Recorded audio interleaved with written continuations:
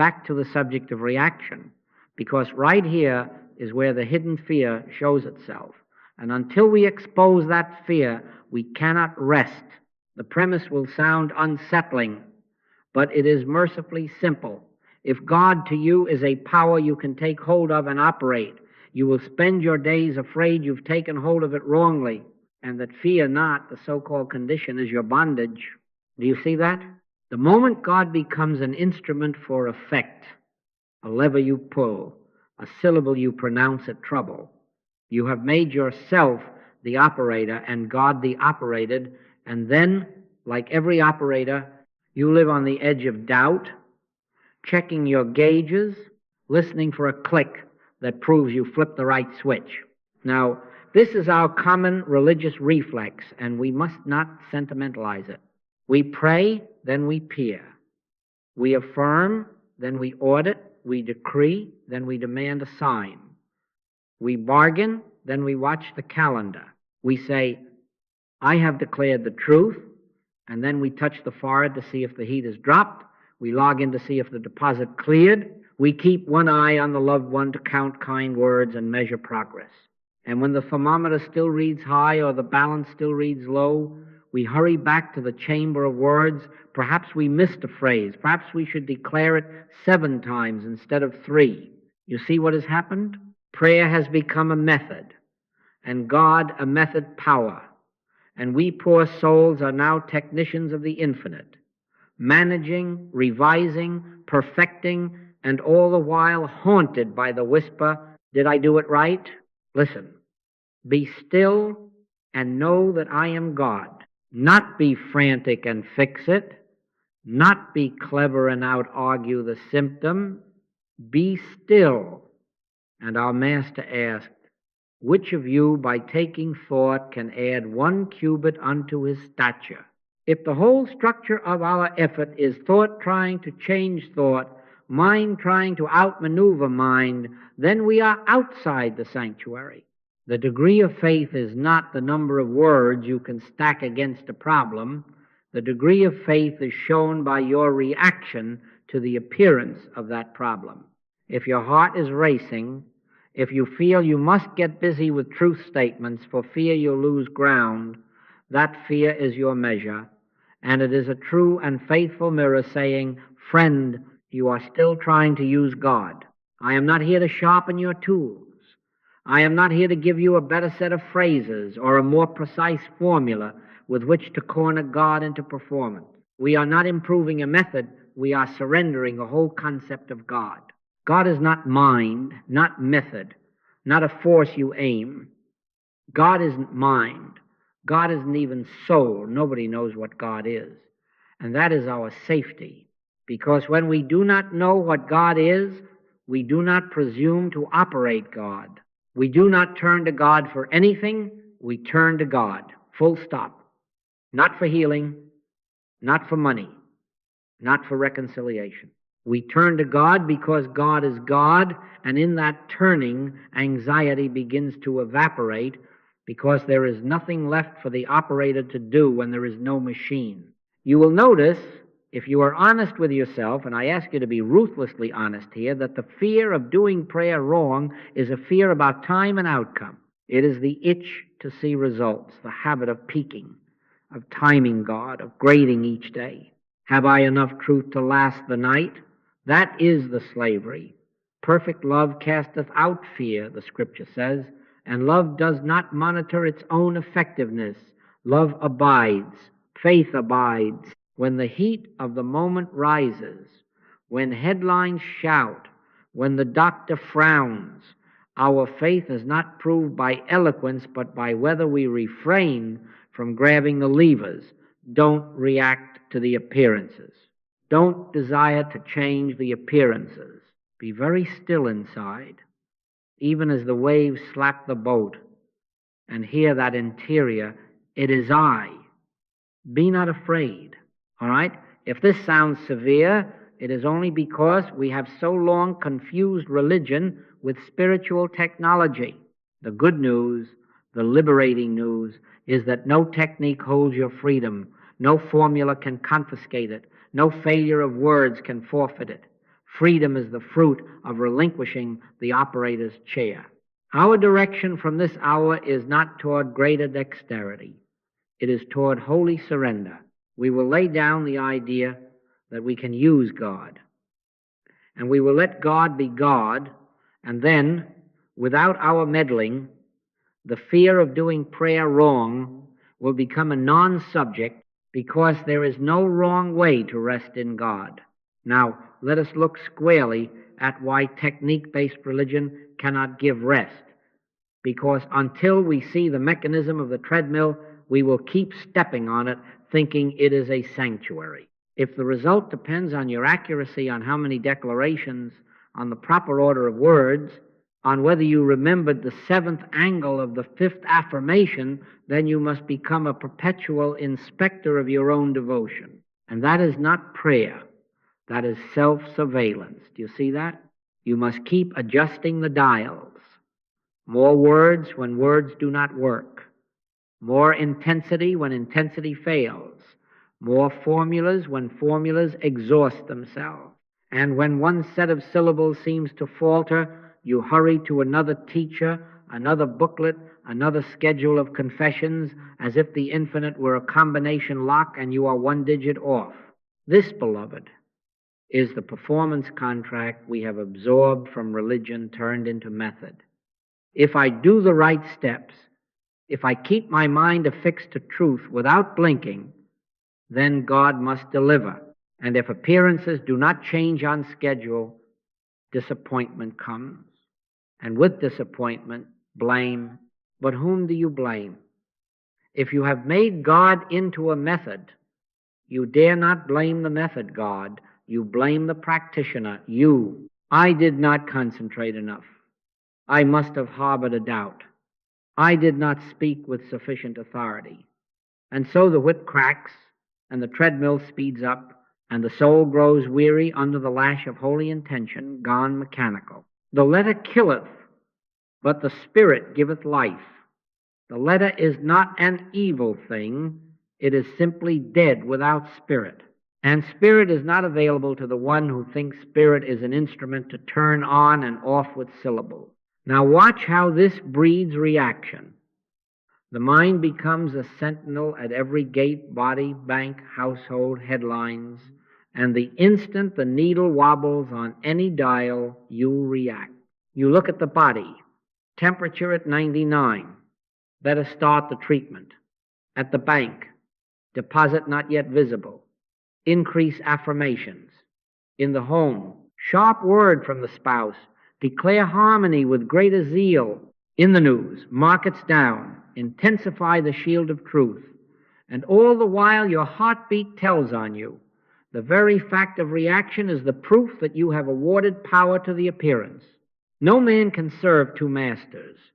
Either the appearance is master and you serve it with frantic technique, or God is God, and appearances are not masters, but shadows passing over a mountain that does not move. Please understand, this is not a rebuke of sincere hearts.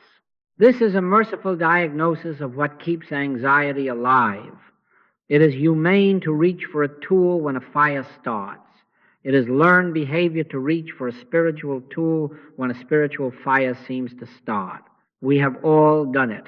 Peter did it on the water. He walked while his eye was single, and he sank when he looked at the wind. The lesson is not that Peter lacked courage, but that looking at the wind and then working at the wind only magnifies the wind. Take no thought for your life, the Master said. Not take new thought, or take stronger thought, take no thought. Thought applied to appearances is still entanglement with appearances, and so long as you are entangled, rest is not possible. Anxiety is the natural climate of a soul tasked with operating infinity. Furthermore, technique binds you to time. You must measure day 1, day 2, day 7, has the mountain moved, and the measuring stick becomes a rod across your back. My grace is sufficient for thee, the apostle heard. Not my timing will match your calendar. They that wait upon the Lord shall renew their strength. Waiting is not clock watching. It is relinquishing the bargain.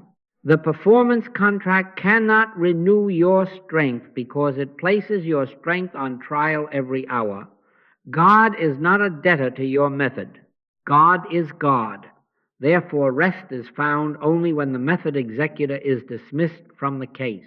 All right, see it and be comforted. This is not a call to be careless. It is a call to stop being the caretaker of God. The more you try to use God, the more you must watch. And the more you watch, the more you react. And the more you react, the more you confirm your faith in what you see. That is the closed loop. Break it. Not by a fiercer technique, but by admitting I, of mine own self, can do nothing. Let that admission be the first loosening of the belt that has cinched your breath.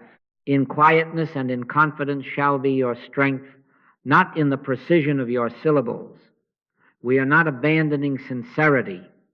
We are liberating it from contracts. And as we do, you will begin to feel, perhaps faintly at first, the benediction hidden in a God you cannot use, the soul's first taste of rest.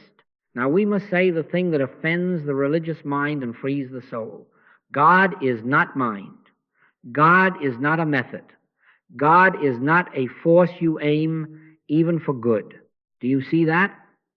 The human mind wants a handle, and religion has offered 1,000 handles, affirmations, decrees, correct theologies, sacred syllables, but the infinite will not be handled.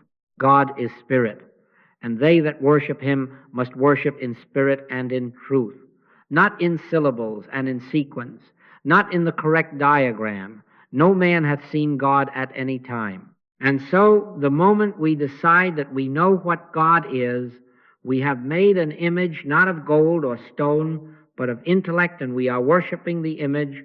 Let me be as plain as language will allow. Spiritual truth is not mental leverage. Repeating right words, even the holiest words, is not contacting God. The letter killeth. Only spirit gives life. You can memorize every verse in the warehouse of Scripture and never once touch the hush where God announces himself as I. You can perfect a ritual the angels might admire and still be outside the door if you are listening to the ritual for reassurance instead of surrendering to the presence that needs no reassurance. Not by might nor by power, but by my Spirit, saith the Lord. Might includes mental might. Power includes the power of polished doctrine. None of it opens the sanctuary.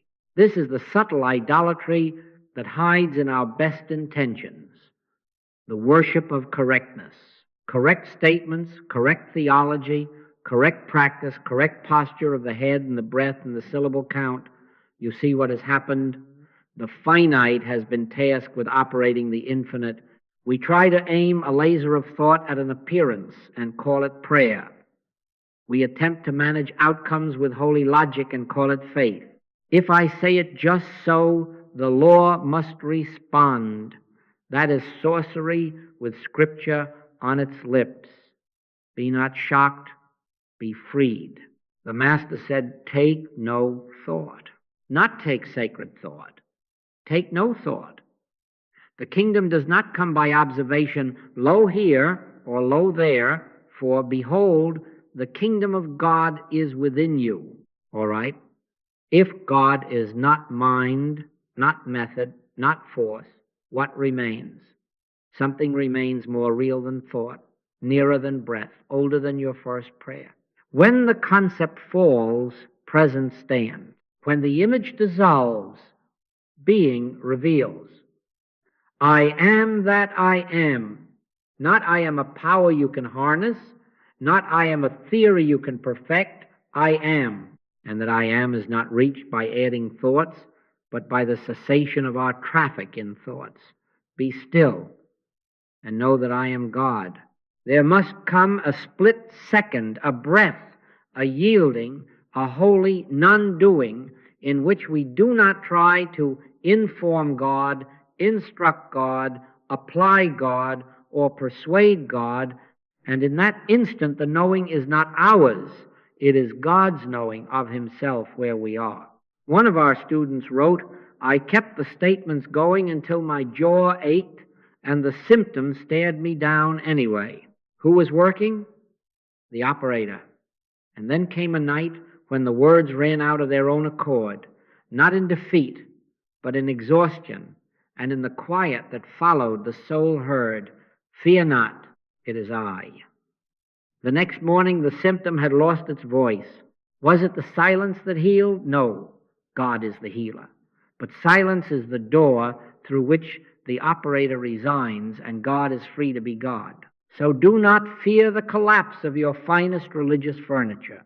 Do not fear to have your best phrases taken from your lips for a season. Both mountains and idols are moved by the same wind when spirit passes. Turn, not to something about God, but to God. Turn and rest. Let the infinite stand revealed where nothing in you is trying to operate it, and you will find that anxiety does not survive the presence. In Him we live and move and have our being, not in the craft of our mind, not in the might of our method, but in the I am that is before thought and beyond fear. Back to the subject of reaction. Because here is the first outward evidence that the operator has stepped down. If God is not a force you aim, then you must stop acting like a gunner scanning the horizon for targets. The litmus test is simple and uncompromising. Don't react to appearances. Don't fear, love, or hate anything that stands before you and says, I am power. Do you see that? The moment you fear an appearance, you have crowned it. The moment you love or hate an appearance, you have made it an idol. And the moment you put God to work against it, you have confessed belief in two powers. Judge not according to the appearance, but judge righteous judgment.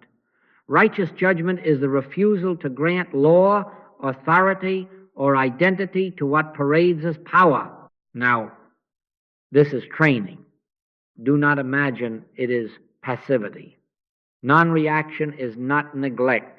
It is allegiance. It is the middle path where we neither fear, love, nor hate any appearance. We recognize God as the only presence and power and let the rest drift past like fog against a mountain. When the body whispers with a symptom, your training is not to run for stronger statements as if the symptom held court. Your training is to be still inwardly, peace. Be still and decline to sign the warrant that gives it jurisdiction.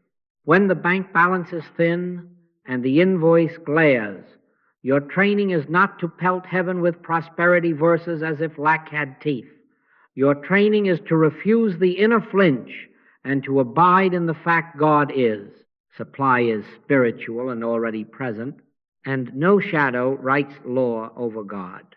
When a loved one throws a sharp word, your training is not to hurl a spiritual counter-argument. It is to stand inside with no reaction, neither hurt nor heroic remedy, and to let the presence dissolve the need to choose a side. When headlines, trumpet war, plague, and market tremors, your training is to refuse the worship of public fear. Be not afraid. It is I, is the only voice you heed. You may buy groceries, pay bills, speak kindly, and do what the day requires, but you will not inside acknowledge a second power demanding tribute.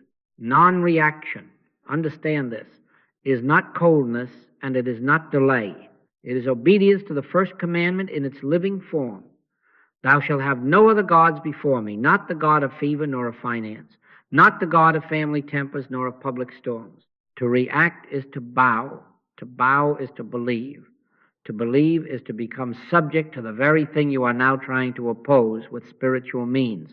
And that is still using God against an appearance. The training says, let the appearance pass uncertified. Let it knock at a door you do not open. Stand still and see the salvation of the Lord. Standing still is not idleness, it is the end of homage to shadows. Now, you will discover quickly that you cannot hold this posture by willpower.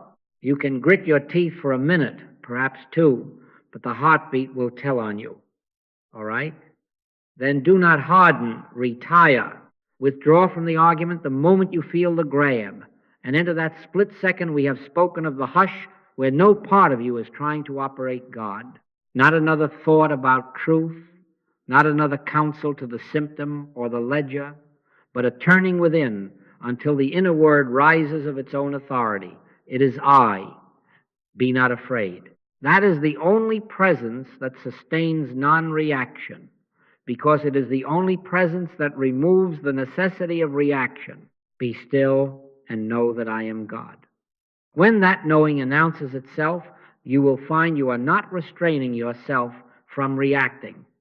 There is simply nothing left to react to, because the sense of a second power has evaporated. So take this as your foundation practice for the week. Whatever comes to your door, do not be impressed. Do your ordinary duties without inner tribute to appearances. When the pressure mounts, don't try to hold the fort by mental effort. Slip into the quiet and let God be God. Non-reaction will be your first clean sign that you have stopped trying to use God against what you see and begun at last to abide in the one you cannot use. Now, having taken our stand not to react, let us fix this next directive in our bones. Never enter the case humanly. Never diagnose. Never outline the desired outcome. Never map the human solution and then try to pull God over it like a blanket. Do you see that? The very instant you begin to shape a plan, even a holy plan, and work your statements to make that plan come true, you have already stepped into the case as a human operator, and the case will hold you to its rules. I can of mine own self do nothing. That includes holy doing. The moment you strategize spiritually, you have entered the case humanly. Here is our common mistake. We believe we are praying when we are arguing mentally with an appearance. We compose a polished letter to a fever. You are not real, you have no law, and we press send 100 times. We deliver a seminar to the bank account. You are spiritual substance.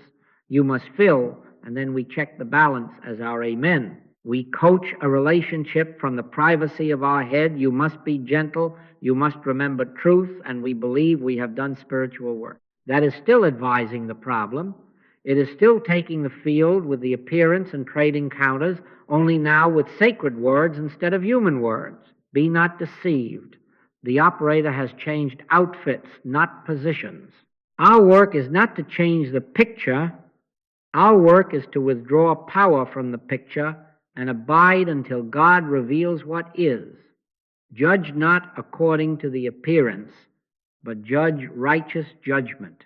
Righteous judgment does not shuttle back and forth with reasons why the body should be well or the ledger should be full. Righteous judgment dismisses the entire premise that the picture holds authority, not by might nor by power, but by my Spirit, saith the Lord. Might includes mental might. Power includes the momentum of our finest religious argumentation. If Spirit is to be the actor, the human strategist must leave the stage. All right? When you receive a call, they say it is malignant. They say the contract has failed. They say the child is lost to anger. Freeze the impulse to fix. Do not enter the case even with a holy crowbar. Sit. Withdraw your curiosity about symptoms and timetables. Refuse the temptation to lecture the circumstance with truth. Go within until the hush comes, until there is no plan left in you, no preference pressing for a certain ending, and wait for the inner word that needs no echo. It is I, be not afraid. Then, and only then, whatever you are to say or do will not be you saying or doing. It will be the effortless emergence of God's way where you stand still, and see the salvation of the Lord. Standing still is the end of spiritual advice giving to shadows. In San Francisco, a letter came. He is failing fast. Speak the word. The old habit rose to prescribe statements by the hour. Instead, we did not enter. We sat through the night with no words and no map, only the willingness to let God be God. Near dawn there came the quiet, peace, be still. No command to the body, only presence announcing itself. By afternoon, another letter, something lifted, the panic is gone. Was it our silence? No, God is the healer. But silence is the place where the human caseworker resigns and God assumes his own case.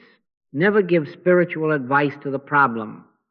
If you are tempted to talk to it, talk instead to your own temptation to believe it. Tell yourself the one truth that dismisses the operator. There is only one. When you feel the mind reaching for a plan, lay it down. When you feel the tongue reaching for a treatment, let it rest. Take no thought, not lesser thought, not sanctified thought, no thought. This is the fast. And as you refrain from feeding the picture your attention and instruction, you will discover that what looked like a personal, stubborn foe is only the pressure of a general, impersonal hypnotism seeking a host. Do you see? The next step will be to recognize that impersonal nature so that nothing in you volunteers to host it. For now, hold the line. Never enter the case humanly. Don't advise it. Don't out-argue it. Don't drag God into it. Withdraw the only power it seems to have your consent and rest until the present says, it is I. Then the picture may change or it may linger. That is not your department. Your department is fidelity to one. And where one is, anxiety has no oxygen, plans have no pulpit, and resolution is not engineered but revealed. Now, since we have refused to enter the case humanly, let us see what we have been entering when we enter it all. Here is the liberating discovery. Much of what knocks at your door is not your problem and not their fault. It is impersonal, universal belief, a climate of suggestion looking for a believer. For we wrestle not against flesh and blood, the apostle said, but against principalities, against powers, against the rulers of the darkness of this world. Do you see that? Not your bloodstream, not your bank, not your family name, principalities, powers, a hypnotism in the air that claims presence and seeks consent. The moment you take it personally, you lend it your identity. The moment you see it impersonally, its authority to command your reaction begins to dissolve. Look at the plain examples. The season is announced. It's here, flu time. A cough on the bus becomes the town crier. The draft across the neck is given star billing as the cause of congestion. You know the script. Yet infection and contagion have no law to support them. None. There is only one law, one life, one presence. The belief in seasonal sickness is a general mesmerism that can find effect only where a host signs for the package. Don't sign. Let the suggestion pass without your name upon it. All right, money then. The calendar mutters end of month. The headlines hiss, tightening, and you feel the old clutch. That is not your personal destiny. That is universal belief in material source and limited supply. Withdraw your vote. The earth is the Lord's and the fullness thereof. Supply is spiritual. It is not the child of a market report or a paycheck interval, and the belief to the contrary has no law, no cause, no intelligence to sustain it. Now to the tender area of lineage and guilt. How quickly we say it runs in our family temper, diabetes, divorce. Or I am this way because Father did that, and we rehearse a genealogy of sorrow. The disciples asked the Master, who did sin, this man or his parents, that he was born blind?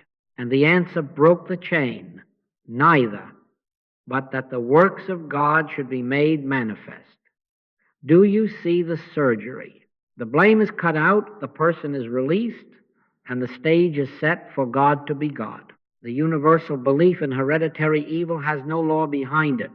Call no man your father upon the earth, for one is your Father which is in heaven. Your true lineage is Christ. Universal belief would draft you into an old family tale politely declined. Aging, Another program broadcast night and day, count candles, expect decline, negotiate your horizon at 70.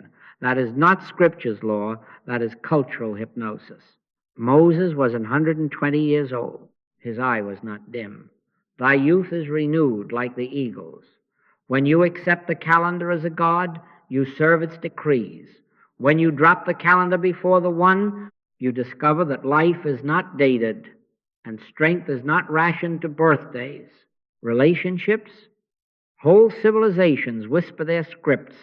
Men are thus, women are thus, in-laws thus. And then we read our part faithfully and wonder why the theater is noisy. Refuse the script. You are not dealing with personalities, you are standing with principle. And in principle, identity is Christ, not a role invented by universal belief. Now settle this in your practice. Error, whatever its mask, has no law, no power, no substance, no cause, no intelligence. It is belief. When you depersonalize discord as universal belief, you have taken from it the only passport that lets it enter your personal sense of it. This is not a mantra to outshout the problem. It is righteous judgment that removes the badge from a pretender. The proof will be in your reaction. If, on saying, "This is universal belief," you feel the heartbeat quiet and the interior ground hold, you will know you have withdrawn homage and stepped out of its jurisdiction. And then do not linger to argue. This recognition is a doorway, not a dwelling. Step through into the silence where God confirms it. Be still and know that I am God. If the suggestion persists, remember the capstone. This kind goeth not out, but by prayer and fasting. Fast from all human truth-telling to the picture and wait for the inner. It is I. Often you will find that without fanfare, the body ceases to echo the season, the account ceases to echo the headline, the household ceases to echo the world script. But even should the picture lag, its command over you is broken the moment you refuse to personalize it. No weapon that is formed against thee shall prosper, not because you wielded a stronger weapon, but because in the light of one, the weapon had no power to begin with. Stand there. Don't react. Let God be God. And watch universal belief pass like a shadow that cannot cling where there is no one to cast it. Now let us bring it down to the places where heat rises, marriages, workplaces, politics, church quarrels, because here the universal belief puts on faces and dares you to choose a hero and a villain. Don't do it. You are not dealing with a good side and a bad side. Christ is the only identity. God is no respecter of persons. Do you see that?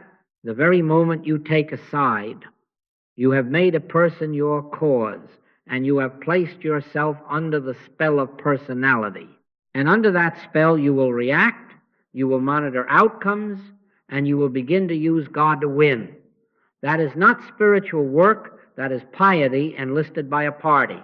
In the home, one spouse calls, "He is impossible. Stand with me in truth."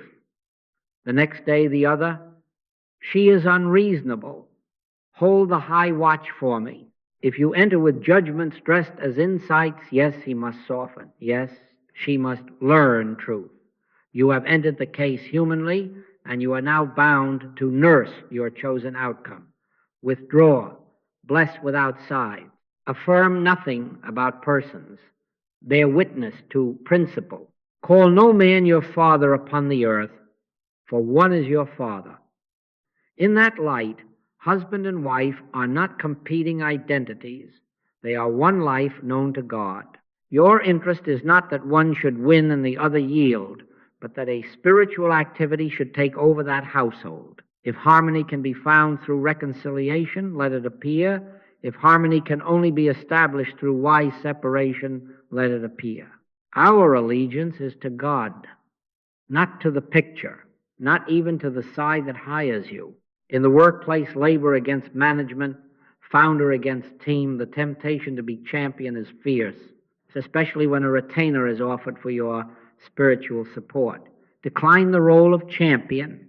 If you are in that room, be there as transparency for principle, not as advocate for a party. Years ago in Los Angeles, a plant dispute turned bitter. The invitation came, help us win. We did not, we sat. We refused to draft spiritual speeches for either side. Stand still and see the salvation of the Lord. In 2 days, the heat bled out of the room. New terms no one had named emerged, and a settlement came that saved jobs and conscience together. Was that our cleverness? No. It was the absence of personality choosing that made room for spirit. And hear this, had the one that engaged us lost, that would have been his business. Our business is the emergence of spiritual good, even if it overturns our patrons' preferences. Politics and church are the same classroom, blue against red, elder board against pastor, choir against treasurer. How quick we are to baptize our anger and call it righteousness. The wrath of man worketh not the righteousness of God. Do your citizens' duty, vote your conscience, speak with courtesy, but inside refuse the hypnosis of crowds and names. Neither in this mountain nor yet at Jerusalem the true worshippers shall worship the Father in spirit and in truth. Spirit has no party. Truth has no block. Bless all. Love your enemies. Bless them that curse you. Not with sugary sentiment, but by refusing to assign identity to roles. Christ is the only identity. Now, be clear. This is not neutrality, it is power. Sides feed the fire. Principle removes the fuel. When you refuse sides, the adrenaline leaves, the clock stops dictating, and divine intelligence has room to reveal an answer no side could design. That is the preparation for our next step, stability in divine timing. If you have not chosen a winner, you will not measure progress day by day like a bookkeeper of miracles. You will rest. Let patience have her perfect work, and in that rest the government is truly upon his shoulder. Outcomes cease to be trophies and become disclosures of God's order in God's hour for God's glory. Now we come to the habit that ruins more good prayer than any vice I know, measuring. The moment we sit in truth, something in us peeks at the clock, fingers the symptom, checks the balance, studies the loved one's tone, and hopes for a quick signal that God has worked. You see that? The measuring hand announces the old belief in two powers. It says, I have done my part. Let me see if God has answered. That is bargaining with the infinite and reviving the very anxiety we were set free from in the silence. Let patience have her perfect work, the Scripture says, that ye may be perfect and entire, wanting nothing. Patience here is not a human grimace. It is spiritual confidence that God is the activity, and our role is receptivity. I had a letter. Each morning I examine the lump, I affirm truth, and then I check. Some days it is smaller, some days larger, and my faith rises and falls like the chart. All right, do you see the snare? He is not standing still, he is auditing God. He is placing himself back under the jurisdiction of appearance and time. The instruction that came was simple. Stop checking, not because you must avoid knowledge, but because you must avoid enthroning a second power called time and size. Withdraw your hand, close the calendar, and return to the hush until the inner word speaks of its own authority. 2 weeks later, something let go. I cannot say when. The fear dropped out of the days, and this morning I noticed I had forgotten to check. When fear ceases its bookkeeping, presence is free to disclose what it is doing in its hour. Spiritual fruit has a season. You cannot ripen a peach by staring at it, nor bring wheat to harvest by shouting the harvest verse at the field. The seed should spring and grow up. He knoweth not how. First the blade, then the ear, After that, the full corn in the ear, let maturity bring to light. If you pluck the blade and call it failure because it is not yet an ear, you have judged by the calendar of your desire, not by the wisdom of God. Behold, the husbandman waiteth for the precious fruit of the earth, and hath long patience for it. Long patience. Do you hear the mercy in that? Not resignation, not delay for delay's sake, but the refusal to mistrust the life that is already acting invisibly. Consider Saul of Tarsus. The light on the road did not graduate him the next day. He withdrew. Arabia, Tarsus, silent years that would have looked like nothing happening to the impatient reporter. And yet those hidden seasons forged the man whose letters still breathe the Christ. If the apostle had been measured day by day, how many churches today, Saul? How many miracles this week? The immensity of his transformation would have been dismantled to satisfy a schedule. They that wait upon the Lord shall renew their strength. They shall mount up with wings as eagles. Waiting is not idling, it is mounting. It is the exchange of our reactive strength for his. Now, understand this. Patience is not passivity toward evil. We are not counseling delay in the face of danger. We are counseling refusal to crown time as a god. Do what your hand finds to do in the day. Pay the bill you can pay. Take the step you are given. Speak the kindness. Keep the appointment, but inside, stop keeping score. The scorekeeper is fear in religious clothing. The bookkeeper of miracles is the old operator hoping to leverage results, lay down the ledger. My Father worketh hitherto, and I work. The Father's work is the source. Our work is to witness without meddling. Here is your practice. When the impulse comes to check, to test, to prove, call it by its right name. Universal belief in time as power. Do not personalize it. Refuse to host it. Slip into the silence until even the wish for a sign dissolves, and there remains only the quiet sense. It is I. Be not afraid. If the picture changes today, bless God. If it waits, bless God. If it alters and then seems to swing back, bless God still. Do not judge your demonstration day by day. Let maturity bring to light. Let patience have her perfect work. And you will discover that rest is not on the far side of results. Rest is the atmosphere in which God's results appear unforced, timely, whole, and bearing no anxiety in their wake. Now we come to this capstone, and hear me say it plainly so there is no confusion. This kind goeth not out but by prayer and fasting. Not fasting from food as a religious stunt, not prayer as religious talk. Prayer here is the cessation of mental operation. Fasting here is the refusal to feed the appearance with words, emotions, or technique. Do you see that? We are not adding stronger statements.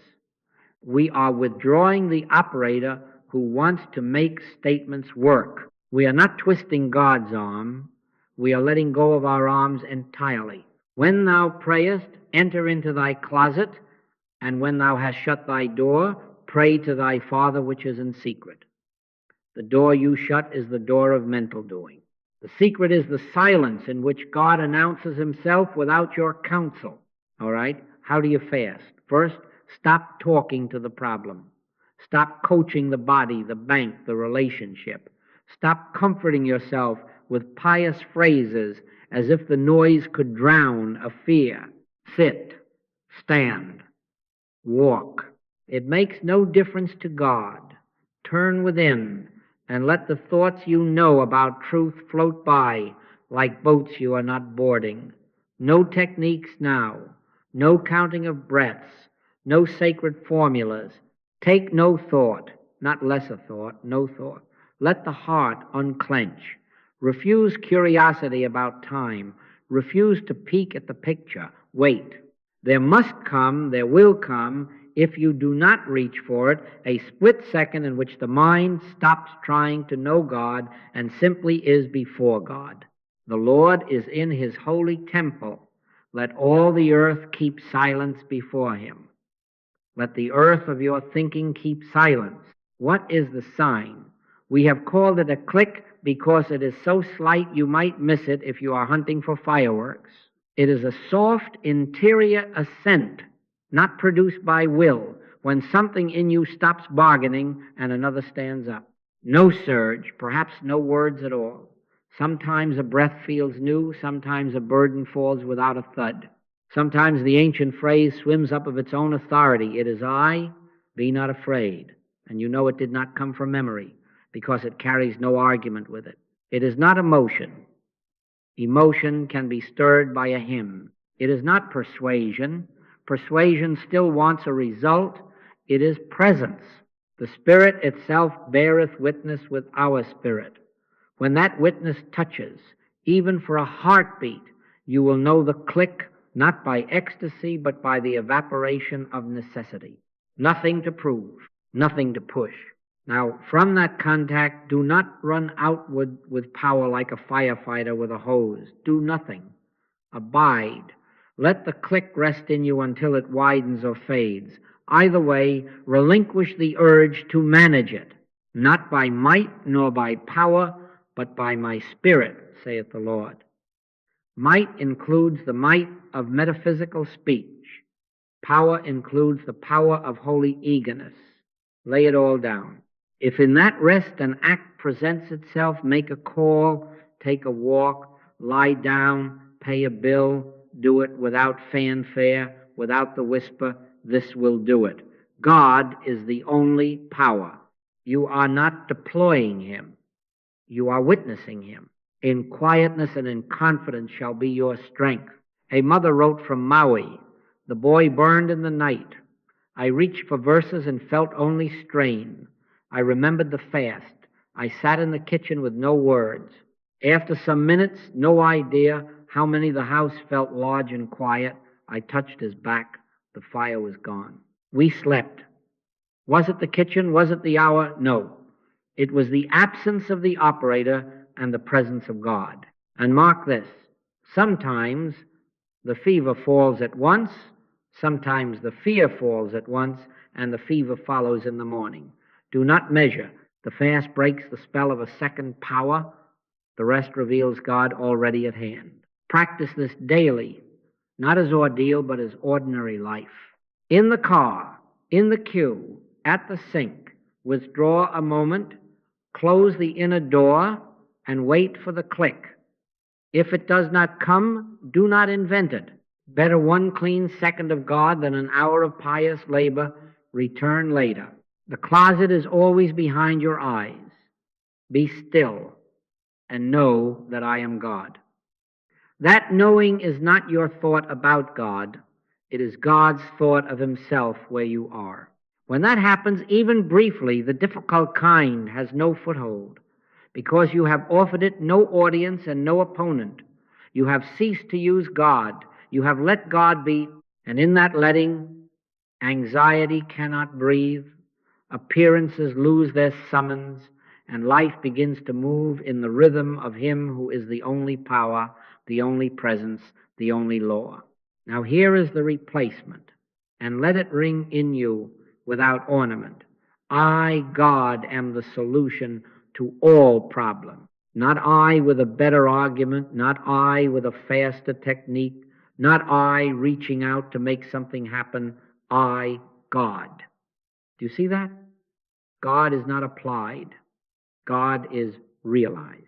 The moment you try to apply God, you have already fashioned a second power called problem that needs a stronger power called remedy, and you are back to managing the infinite. Drop it. Abide until God reveals himself as the only presence, the only law, the only action. Then there is nothing to use only, something to witness. This is the reversal that frees you. Instead of sending God out to fix life, you yield life to God's government within consciousness. Thy kingdom come, thy will be done in earth as it is in heaven. The kingdom is not dispatched like an ambulance. It is yielded to as an indwelling rule. The government shall be upon his shoulder, not yours, When the shoulder that carries universes assumes the governance of your hour, the noise of push and pull retires, and the mind that was deploying verses relaxes into presence, in him we live and move and have our being. We are not using him to move us. We are discovering that all true movement is already in him. All right? How will you know you have shifted to this basis? Decision-making quiets. There is less impulse, fewer dramatic moves, fewer emergency projects dressed in spiritual clothes. Take no thought for the morrow. Do your day as it has given you one step, not 20 guesses. If you are to make a call, it will present itself without alarm.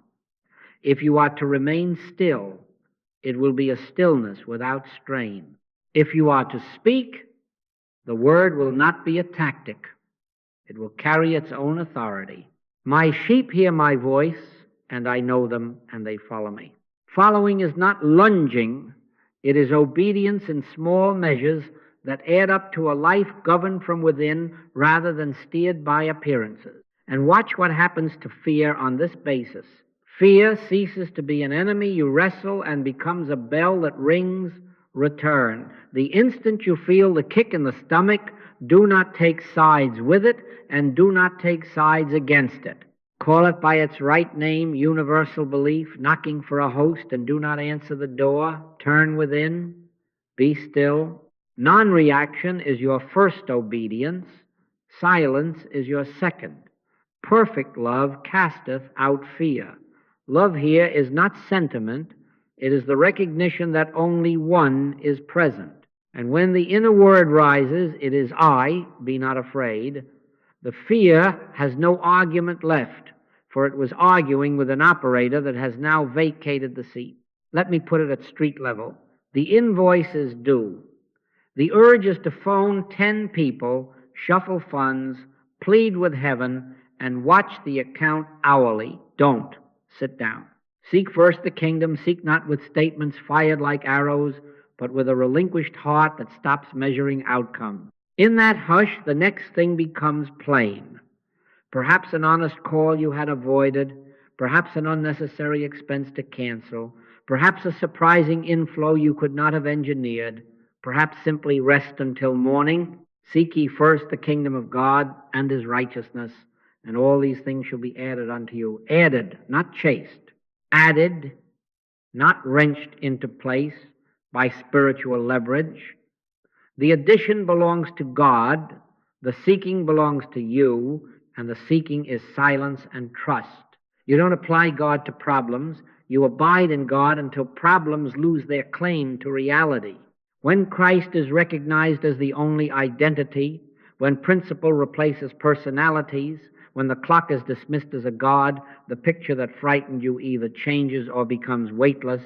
I live, yet not I, but Christ liveth in me. Then the day is not a stage for you to prove truth. It is a transparency through which truth lives its own life as you stay there. Don't react. Yield the field to the one, and let the shoulders that carry worlds carry your hour. All right, let us walk this out where the shoe rubs. The sequence is simple, and it is the same everywhere. First, notice your reaction. Second, refuse power to the appearance. Third, identify the universal belief at work. Fourth, enter the silence. Fifth, wait for God contact. Wait for the click. Sixth, move only as led without strain. That is your ladder. Climb it in the night or at noon, with a crowd nearby or alone in the kitchen. The place or hour is nothing. Obedience is everything. Symptoms now. The throat scratches, the news says it's going around, and the mind begins its commentary, how it came, who brought it, what tomorrow will cost. Stop there. Your first act is not a statement, but a refusal to react. Do not fear it. Do not fight it. Do not narrate it.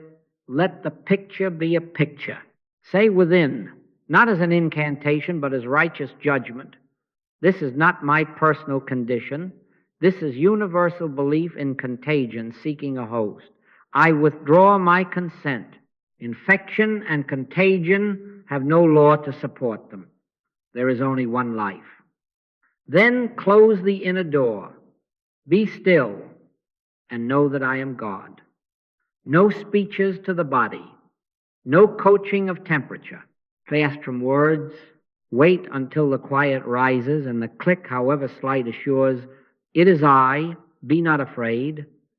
Out of that contact, if you are to lie down, lie down. If you are to drink water, drink water. If you are to carry on with your day, carry on, but do not turn any act into a charm. He sent his word and healed them. The word that heals is not a quotation you throw. It is the presence that speaks of itself where you are. Often the fear will melt first and the sensations will follow. Do not measure. In quietness and in confidence shall be your strength. Money. The ledger glares. The hand goes for the phone.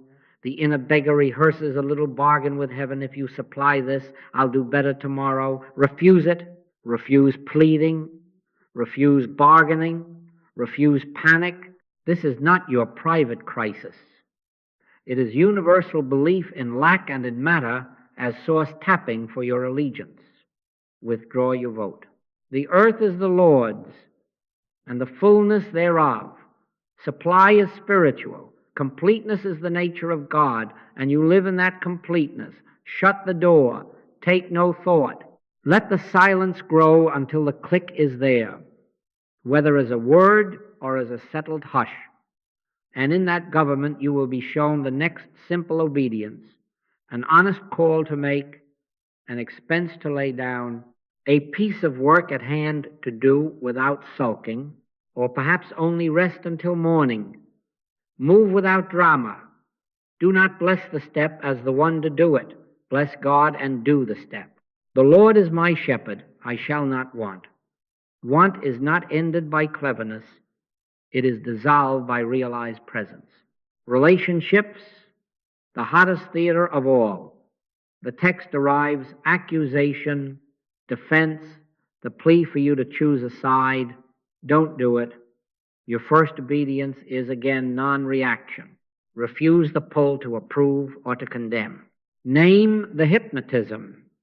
This is universal belief in separated identities, in injury and blame, wearing the faces of people I love. Step back to principle. God is no respecter of persons. Enter the closet. Let the silence remove the heat until Christ's identity is the only identity in the room. Yours, theirs, everyone's.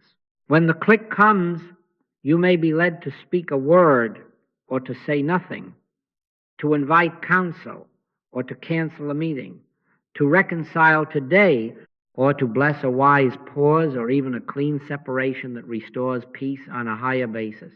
Do not argue with results or push for your preferred ending. Judge not according to the appearance, but judge righteous judgment. Righteous judgment refuses sides, honors principle, and moves only as led. Do you see the one practice shining through all three? Non-reaction, depersonalization, silence, obedient rest. Everywhere the same steps, because there is not a health God, a money God, and a marriage God. There is one. My peace I give unto you, not as the world giveth.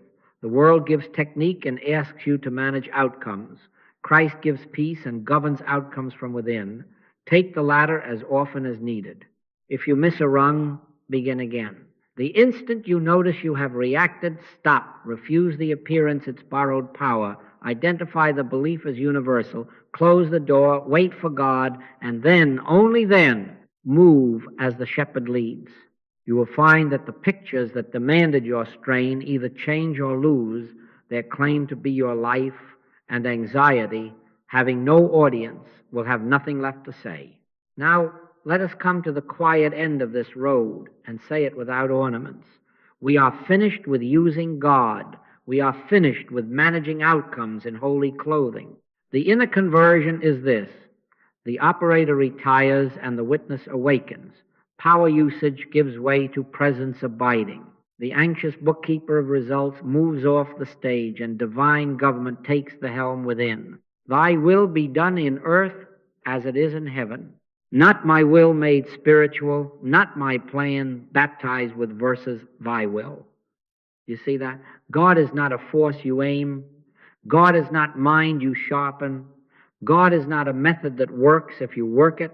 God is, and rest begins when we stop trying to make the infinite operate and let the infinite be itself where we are. So hear the counsel one more time as a seal upon your heart.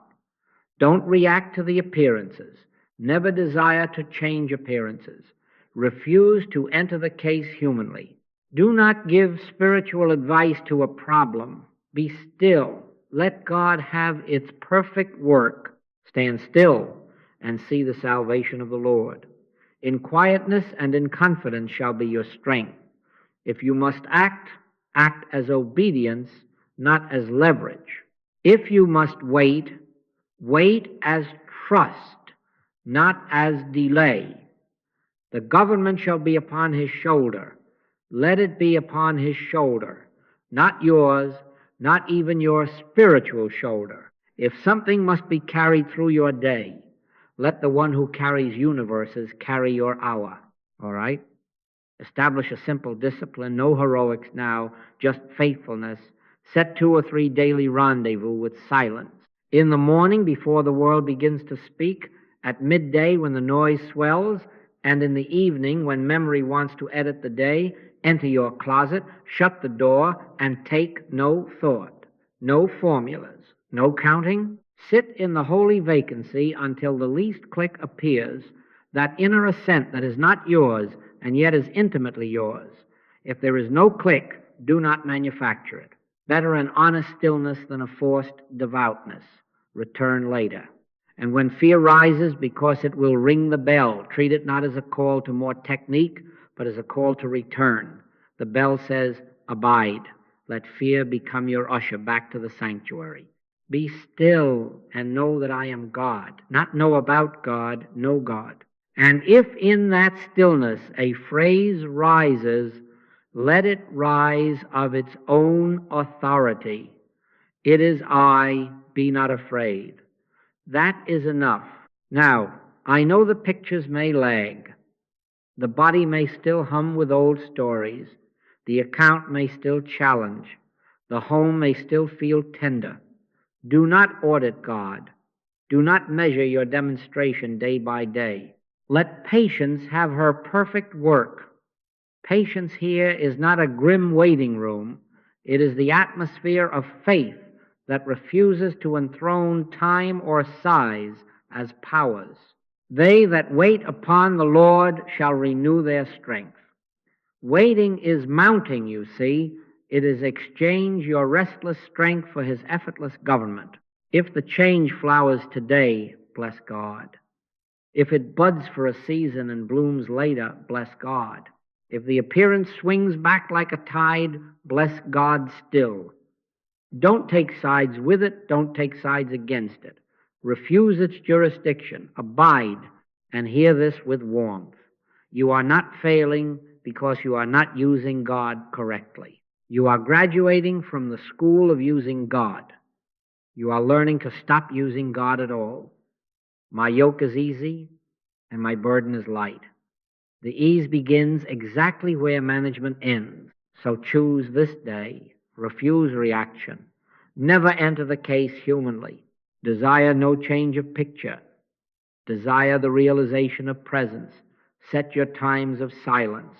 When the bell of fear rings, return to God contact. Let Christ's will be done, even if appearances lag until, almost shyly, you find that the shepherd has been governing the field all along, and the soul rests because there is only one presence, one power, one life, and it is living itself as you.